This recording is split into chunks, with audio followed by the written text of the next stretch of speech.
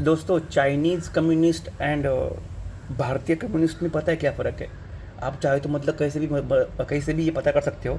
Chinese communist ना, ये देशभक्त होते चाइनीज़ कम्युनिस्ट। और जो भारतीय कम्युनिस्ट है ना, वो एंटी नेशनलिस्ट है, मतलब देशद्रोही है। वो हमेशा भारत तोड़ने की मतलब बात करते हैं।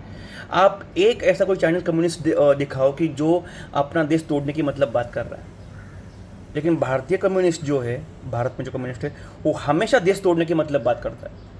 और दोस्तों, आज़ादी के लिए भी मतलब हमारे क्रांतिकारियों ने अपना खून बहाया था। तो ये गंदगी भी मतलब अगर जड़ से मिटाना है, तो दोस्तों फिर से हम लोगों को खून बहाना पड़ेगा। ये बात ध्यान में रखना।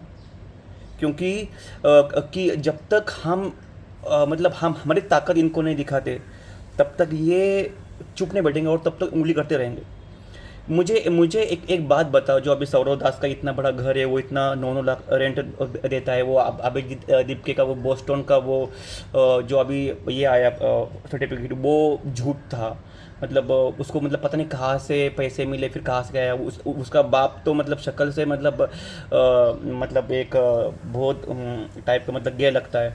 और वो पता नहीं ये उसकी औलाद है या फिर किसकी औलाद है, मतलब। और उसकी माँ तो नहीं बोल सकता, लेकिन ये तो है, वो तो समझता है। क्योंकि उसने खुद ही बोला है ऐसा कि गाली देना कोई बड़ी बात, मतलब कोई मतलब ये कोई ख़राब बात नहीं है। तो इसके लिए मैं उसको बोल रहा हूँ कि अभिजीत, अगर तेरे मुंह में भी किसी ने अगर अपना ये तो तुझे सब सोचना चाहिए। तो देखना, एक ना एक दिन तू हिंदू के हाथ पे जरूर चढ़ेगा। और जिस दिन चढ़ेगा ना, बाद में भूल नहीं पाएगा। क्योंकि हिंदुओं की आदत है बाबा कि सो के ज़रा देर से उठा है, लेकिन एक बार उठेगा ना तो फिर छोड़ता नहीं। और मैं मुस्लिम भाइयों की भी मतलब बोलूँगा कि ये जो सेक्युलरवाद और ये जो मतलब ये बोलते रहते हैं हमेशा कि क्या लेफ्ट विचार, मार्क्सवादी, ये वादी, ये इससे मतलब मुस्लिमों को भी मतलब बहुत ज़्यादा वो इम्पेक्ट करता है दोस्तों। यहाँ पे सवाल हिंदू, मुस्लिम, सिख, ईसाई और किसी धर्म का नहीं है। यहाँ पे सवाल है देश तोड़ने की बात बात का। इसलिए दोस्तों की ऐसी ताकतों को तोड़ने के लिए हमें खून बहाना पड़ेगा। तो ये हमेशा दोस्तों ध्यान में रखना कि चाइनीज़ कम्युनिस्ट जो है वो देश प्रेमी है अपने देश के लिए। और इंडियन कम्युनिस्ट जो है भारतीय कम्युनिस्ट, वो देशद्रोही है। और क्योंकि उन्होंने एक मुझे कोई कम्युनिस्ट दिखा कि जिसने भारत जोड़ो की ये बात कही है।